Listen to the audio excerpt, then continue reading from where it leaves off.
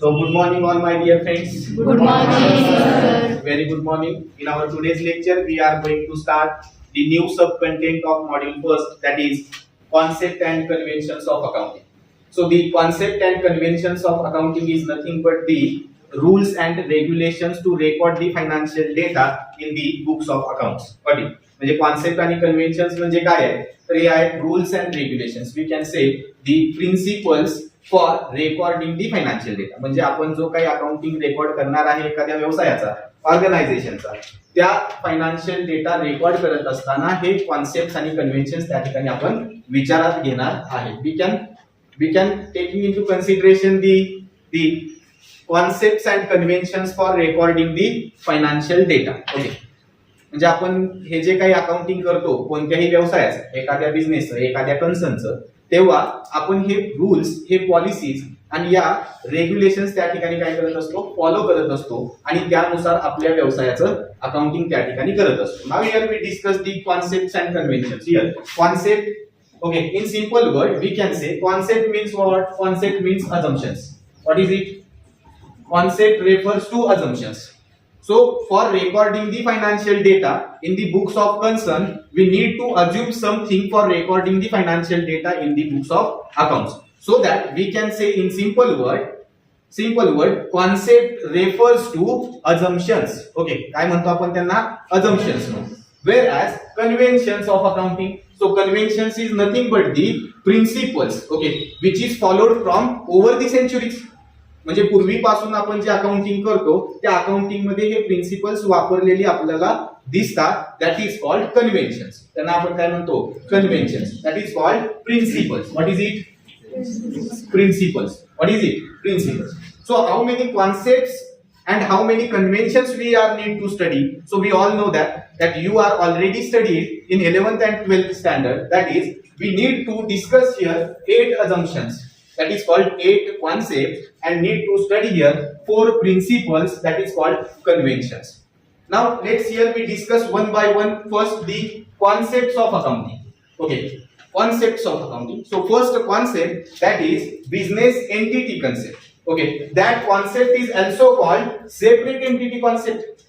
Okay, so what we assume, okay, in separate entity concept or that is business entity concept, we assume that this concept assumes that we are required to assume the business and the owners both are separate from each other.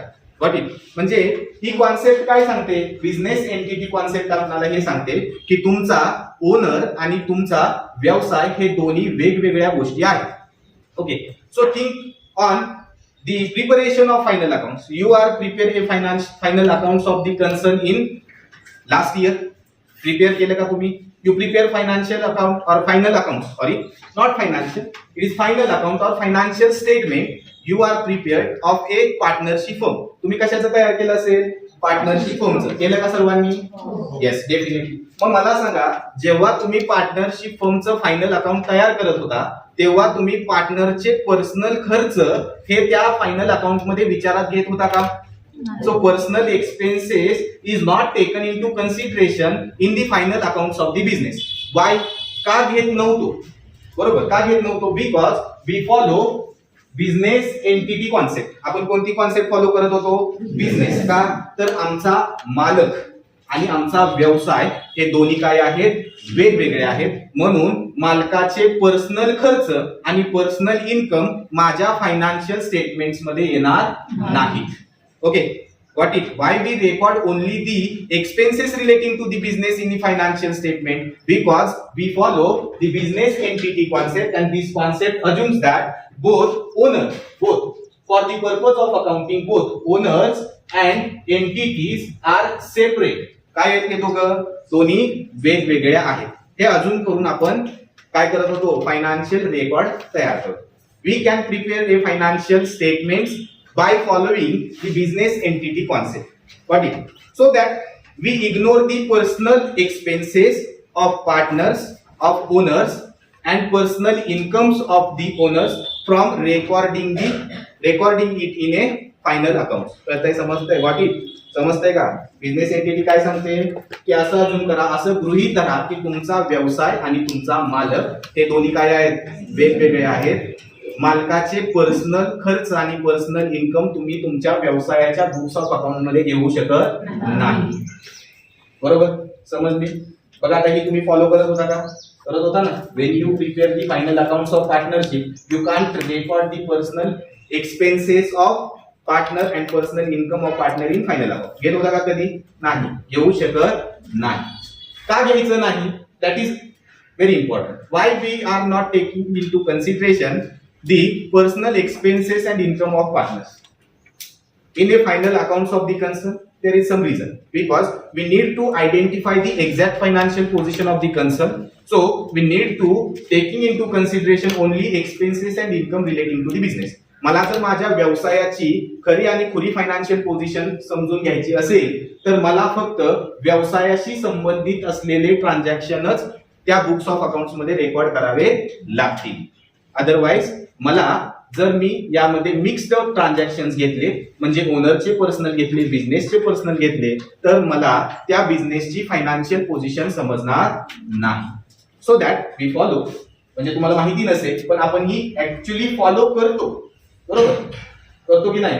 करतो. चला समजले? Here some example is given to you can read it. Then next the second concept that is money measurement concept. Okay, anyone can tell me the meaning of money measurement concept? कोण सांगू शकते का मला what do you mean by money measurement concept? कशाला money measurement concept म्हणायचं? In simple word, money measurement concept assumes that all transactions must be expressed in terms of money. बरोबर? म्हणजे जेव्हा तुम्ही फायनान्शियल डेटाचं रेकॉर्डिंग बुक्स ऑफ अकाउंट्स मध्ये कराल तेव्हा जे ट्रान्झॅक्शन पैशाच्या स्वरूपात घडलेली आहेत हीच ट्रान्झॅक्शन तुम्ही काय करायचे आहेत, बुक्स ऑफ अकाउंट्स मध्ये घ्यायचे. पैशाच्या स्वरूपामध्ये म्हणजे काय, तर ज्या देशामध्ये आपला व्यवसाय आहे त्या देशाच्या करन्सीमध्ये. मग जर माझा भारतामध्ये आहे, okay, business starts in India, so we record the transactions relating to the money in the books of accounts in which currency, that is called currency of concern country. भारतामध्ये असेल तर काय डॉलरमध्ये सिलेक्ट कर, डॉलरमध्ये लिहिणार का? नाही. भारताचा काय आहे रे? Indian rupees. काय असणार आहे? Indian rupees. म्हणजे ही कॉन्सेप्ट काय सांगते तुम्हाला की तुम्हाला बिझनेसचे ट्रान्झॅक्शन बुक्स ऑफ अकाउंट्स मध्ये रेकॉर्ड करायला अलाउड आहे, पण कोणते अलाउड करणार आहे? Which is must be in terms of money. बरोबर, पैशाच्या स्वरूपात झालेली ट्रान्झॅक्शनच तुम्हाला काय करता येतील, रेकॉर्ड करता येतील. ओके, समजली? Next concept that is going concern concept. Okay, going concern concept means what? We need to assume.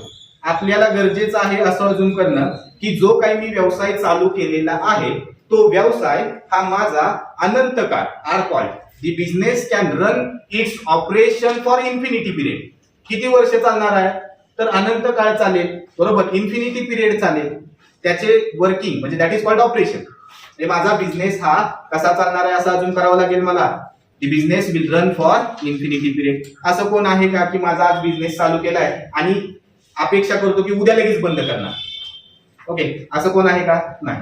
We all think about to run the operations of business for infinity period. म्हणून इथं सांगितलं की या concept नुसार तुमचा बिझनेसची operation जे आहे ते किती वर्ष कसं चालेल, तर infinity period of time, infinity अनंत वर्षे चालेल असं अजून करूनच तुम्ही काय करायचंय, बिझनेसला चालू ठेवायचंय.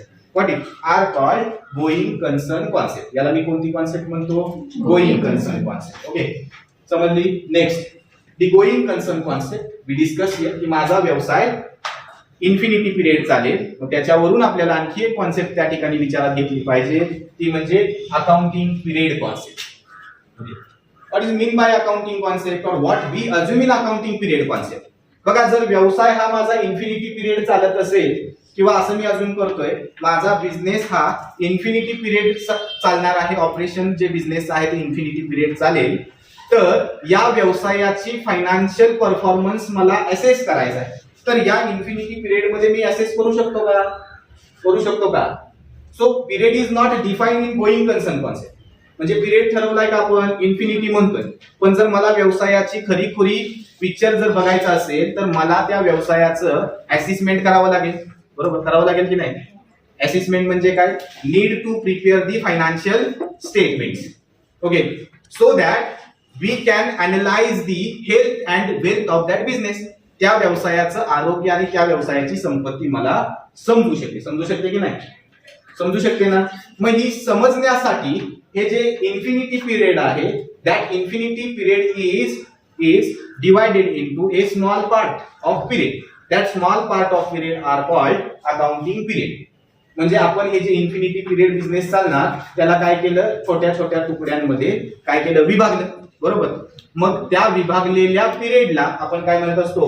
Accounting period concept. बघा इथं सांगितलंय ही कॉन्सेप्ट काय गृहीत धरते? This concept assumes that indefinite life of business is divided into a parts.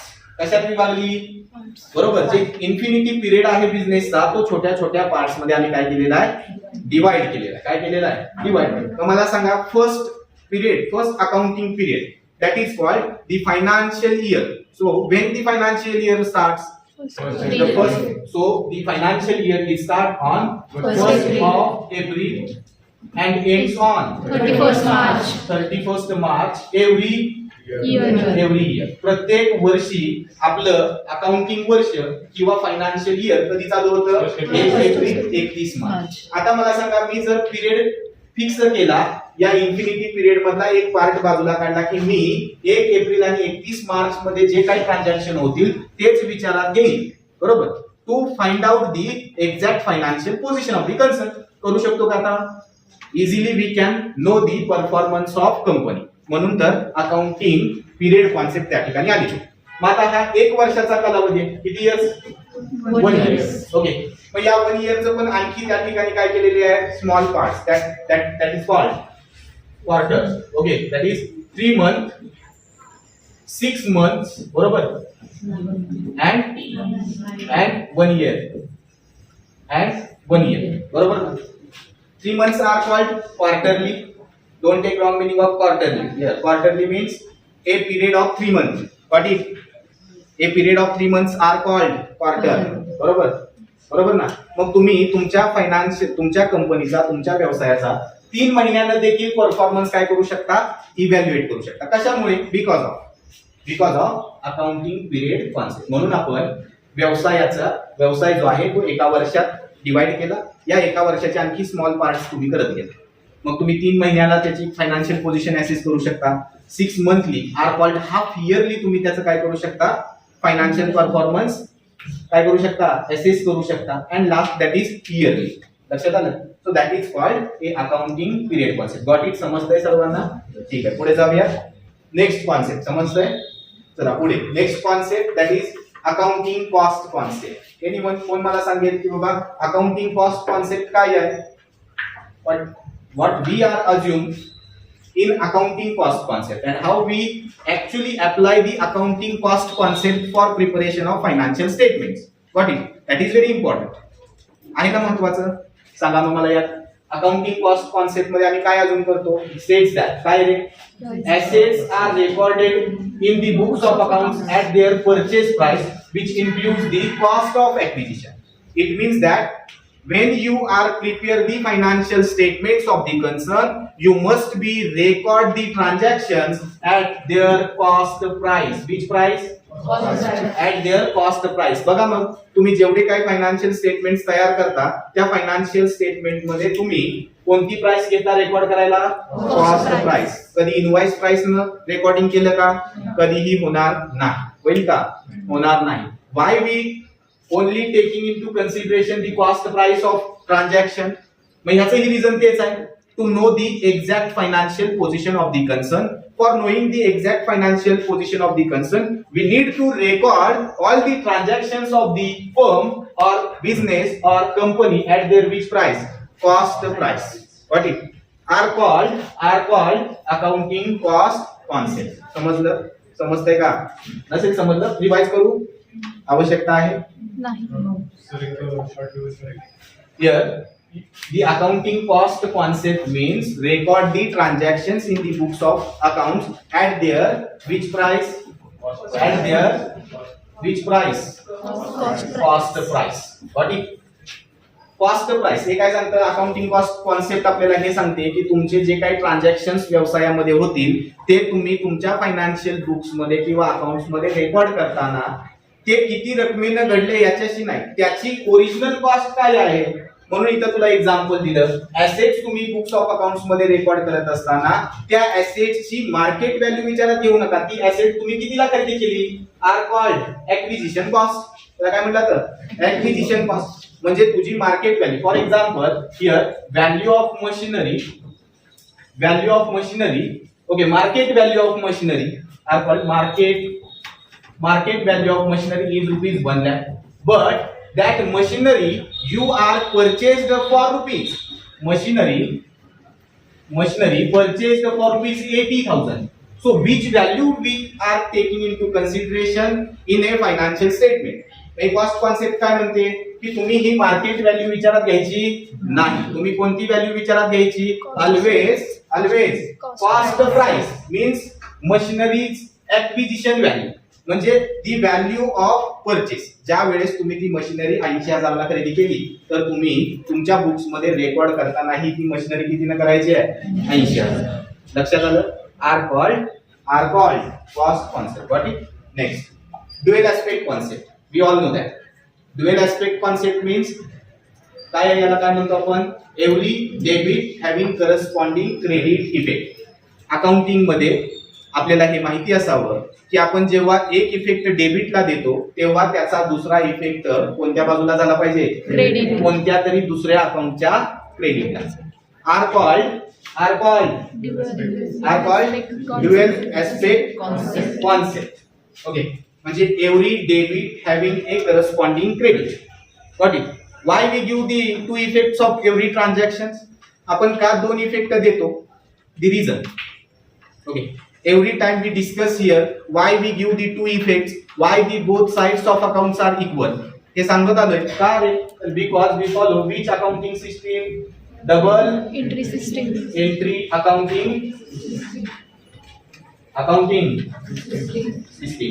Okay, so we need to give a two effects of every transaction. म्हणजे जेव्हा एक ट्रान्झॅक्शन असेल त्याचे किती इफेक्ट होणार, दोन, एक डेबिटला आणि एक क्रेडिटला. हेच या कॉन्सेप्ट मधून आपल्याला समजतं. अरे का, म्हणजे अकाउंटिंग रेकॉर्ड करत असताना तुम्हाला त्याचे किती इफेक्ट द्यावे लागतील, दोन. बघा मी एखादी जर्नल एंट्री करा, एक डेबिट एक क्रेडिट आहे ना. In last lecture we discuss a one transaction that is a sold goods to B. बरोबर, याची जर्नल एंट्री काय झाली, एक गेला डेबिटला एक आला क्रेडिटला.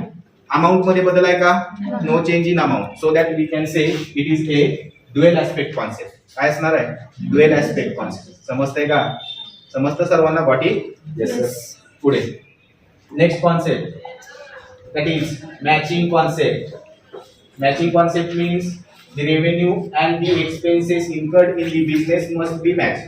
So the both sides of accounts are equal because we follow the double entry system. काय follow करतो आपण, double entry system. What is given to us in the matching concept? This concept say that the revenue and expenses incurred on the revenue must be belong to the same accounting period. कोणता असला पाहिजे, म्हणून तर आपल्याला इथं लक्षात आलं पाहिजे अकाउंटिंग पिरियड.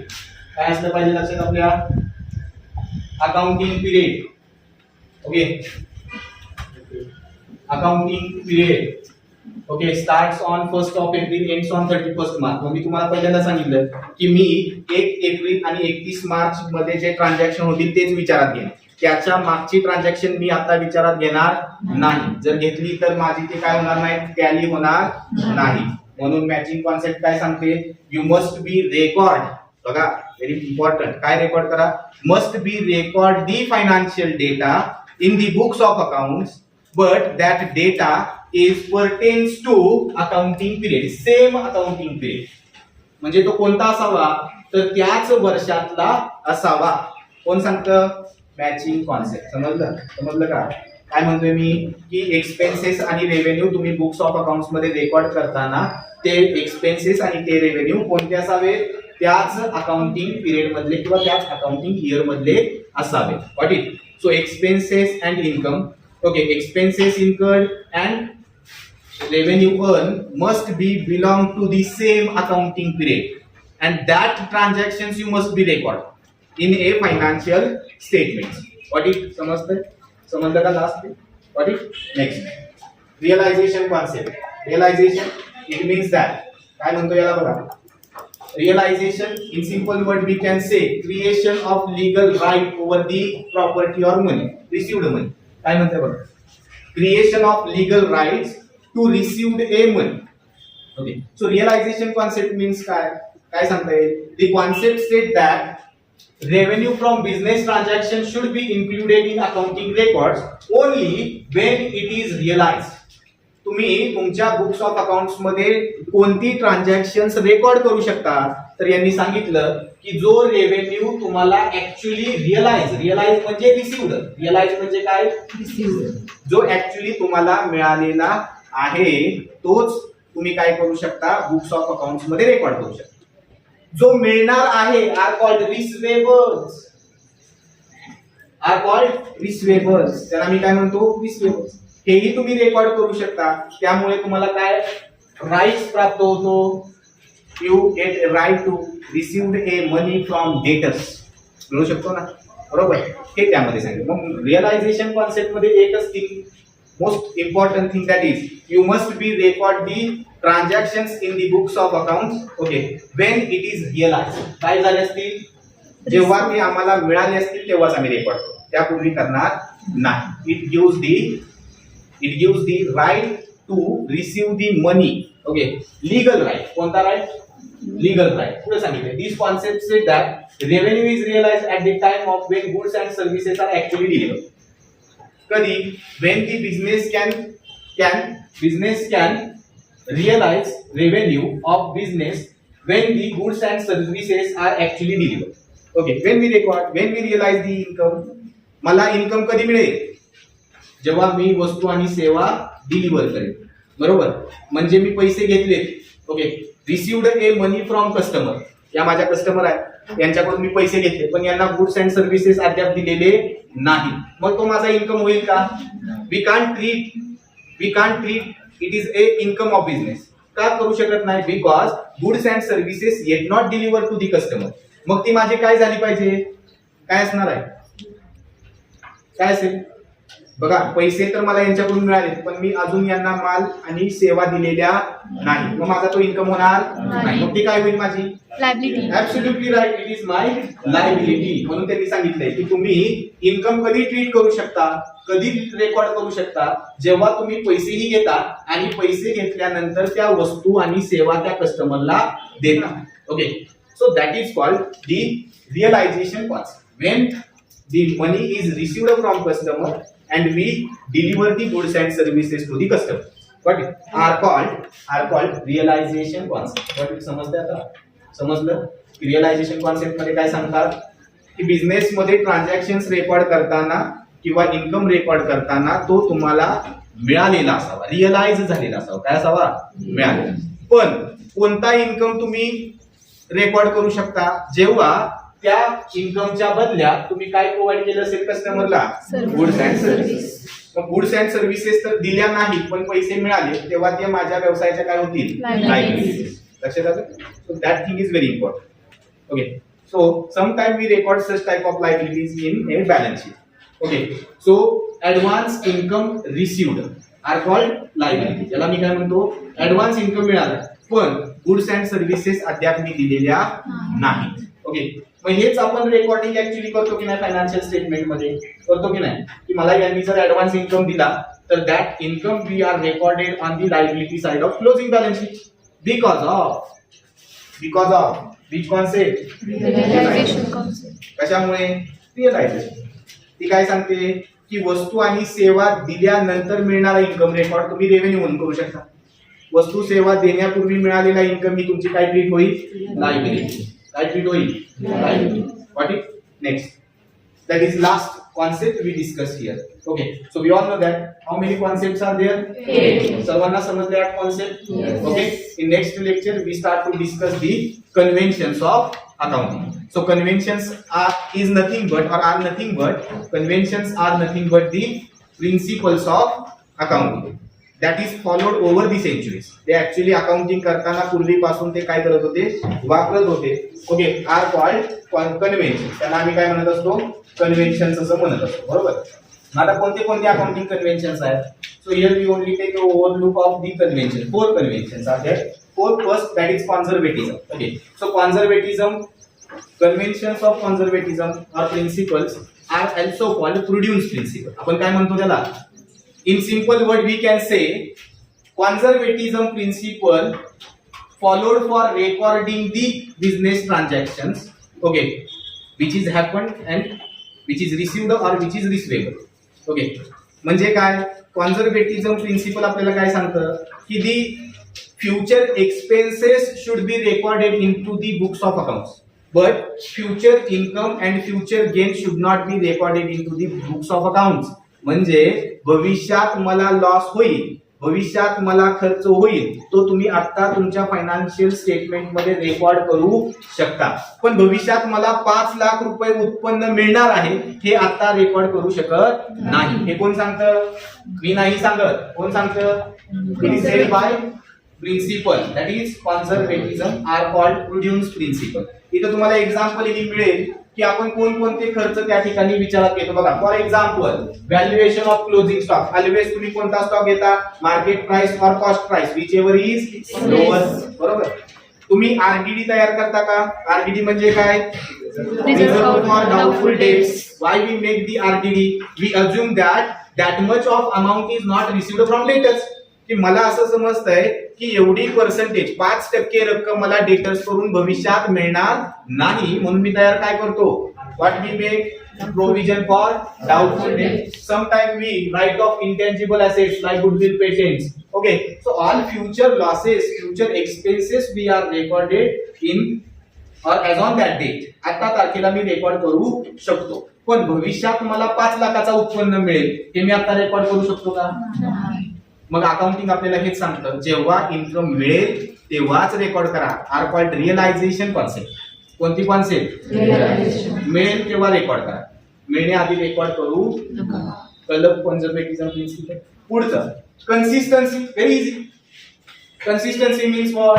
कन्सिस्टन्सी मीन्स सातत्य. काय असलं पाहिजे? Here this principle gives the guidelines to the accountant, okay, or organization about preparation of financial statement.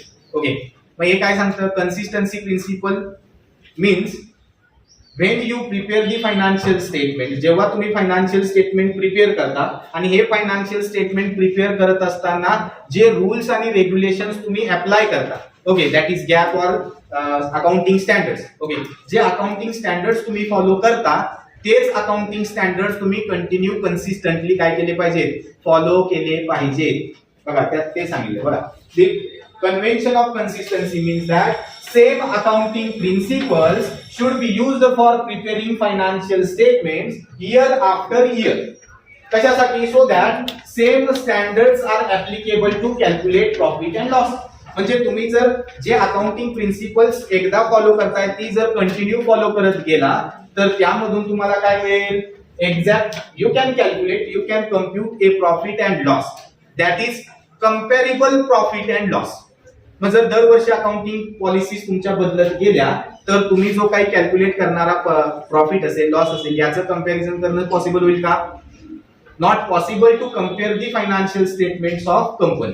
बरोबर. म्हणून इथं सांगितलंय कन्सिस्टन्सी म्हणजे काय? जी प्रिन्सिपल्स तुम्ही फायनान्शियल स्टेटमेंट तयार करण्यासाठी एकदा अप्लाय केली तीच तुम्ही कंटिन्युअस काय केली पाहिजे? वापरली पाहिजे. Are called consistency. Are called consistency. Next that is materiality. Now here we complete the conventions. Okay, not necessary to discuss the conventions in next lecture. Okay, materiality. Here materiality means the transactions or the fact which is recorded into a books of accounts are called materiality. काय म्हणतो त्याला?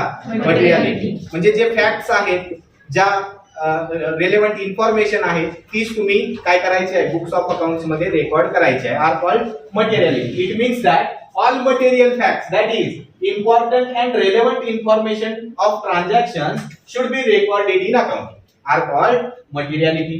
Material fact refers to, म्हणजे material fact कशाला म्हणायचं? तर इथं सांगितलं material fact refers to the information that influence the decision made by the management. याचा परिणाम कशावरती होतो की या मटेरियल फॅक्ट ही जी इम्पॉर्टंट इन्फॉर्मेशन आहे ही देखील तुम्ही काय केली पाहिजे बुक्स ऑफ अकाउंट्स मध्ये रेकॉर्ड केली पाहिजे that helpful for the decision making to the management. Okay, कळतंय? कोणासाठी महत्वाचे आहे? मॅनेजमेंट साठी डिसिजन घेणे. यात काही एक्झाम्पल दिलेले आहेत. A businessman is dealing in electronic goods.